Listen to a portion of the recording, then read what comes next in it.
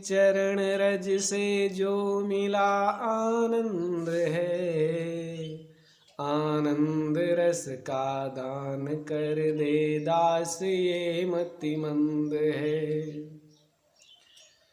तो मेरे प्रिय मित्रों, जैसे कि गांव में नट आता है और नट के साथ जब मोरा भी आता है, अनेक प्रकार के कलाकारियां दिखाता है, और कहीं हाथ कटा हुआ दिखा देता है तो कहीं सिर कटा हुआ दिखा देता है नट।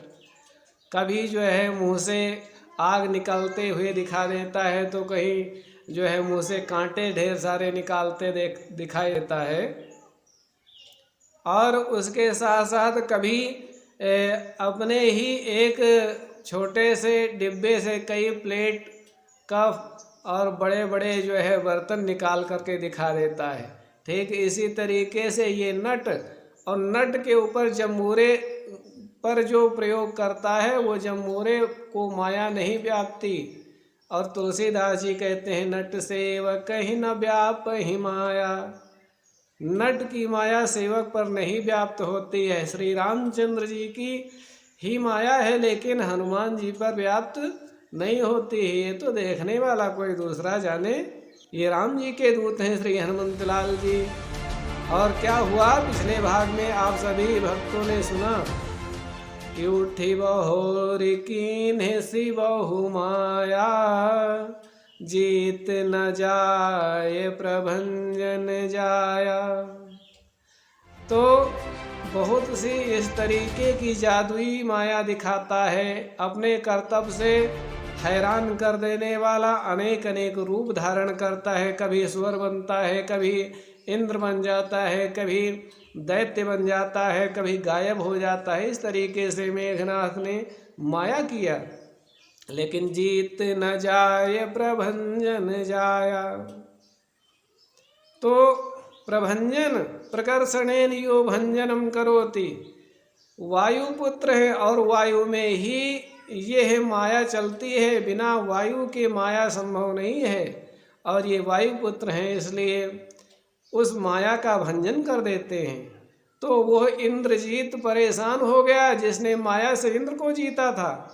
तो क्या किया उस इंद्रजीत ने, उस मेघनाथ ने किया है कि ब्रह्म अस्त्र ते ही साधा, कपि मन कीन्ह विचार। यहाँ पर जो ब्रह्म अस्त्र जैसे ही धनुष पर रखा है इंद्रजीत ने, वैसे ही तुलसीदास जी ने सांकेतिक कथा का उल्लेख कर दिया है कि भक्त चाहें तो उसे जान सकें। तो वह क्या है कि कपि मन कीन्ह विचार। हनुमान जी ने क्या विचार किया, क्या जरूरत थी हनुमान जी को विचार करने की। लेकिन यहाँ पर यह बात आ रही है कि ब्रह्म अस्त्र ते ही साधा। ब्रह्म अस्त्र में, मंत्र में ब्रह्मा जी के प्राण और तेज अवस्थित हैं, उसी में व्याप्त हैं। इसलिए ब्रह्मा जी को प्रकट होना पड़ा। और ब्रह्मा जी जैसे प्रकट हुए, उन्होंने कहा इंद्रजीत को तो मैंने वरदान दे दिया है कि संकट काल में यह ब्रह्मास्त्र तुम्हारे काम आएगा, लेकिन इधर मैंने आपको भी वरदान दे रखा है। जब इंद्र ने आपके हनु पर प्रहार किया था, ठुड्डी पर प्रहार किया था वज्र से, तो मैंने आपको यह कहा था ब्रह्मास्त्र आपका कुछ बिगाड़ नहीं सकता। इसलिए ब्रह्मा जी ने हाथ जोड़ा हनुमान जी को और संकेत में मानो एक पल में सब कुछ बता दिया हो। हनुमान जी महात्मा हैं और उन्होंने इस बात को समझा कि ब्रह्मा जी की लाज रखना है, क्योंकि ब्रह्मा जी भगवान के परम भक्त हैं। और परम भक्त हैं, उन्हीं का नाम लेते हैं, उन्हीं का नाम मैं भी लेता हूँ। इसलिए ब्रह्मा जी की इस ब्रह्मास्त्र की मर्यादा को रखना है। और ऐसा सोचते हुए कहते हैं, जो न ब्रह्म सर मानो, यदि मैं ब्रह्मास्त्र की मर्यादा का उल्लंघन करता हूँ तो महिमा मिटय अपार। ब्रह्मास्त्र की महिमा बहुत है।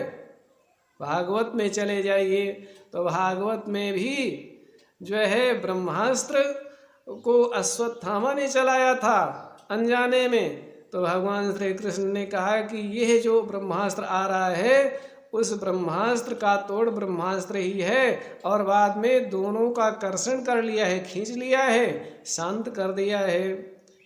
तो मेघनाद ने उस ब्रह्मास्त्र का जैसे ही संधान किया है, हनुमान जी ने ब्रह्मास्त्र को प्रणाम किया है।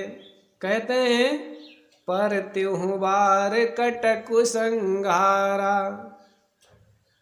जब ब्रह्मास्त्र आया तो ब्रह्मास्त्र जैसे हनुमान जी को लगा, कटक यानी सेना का संहार कर दिया हनुमान जी ने देखते ही देखते।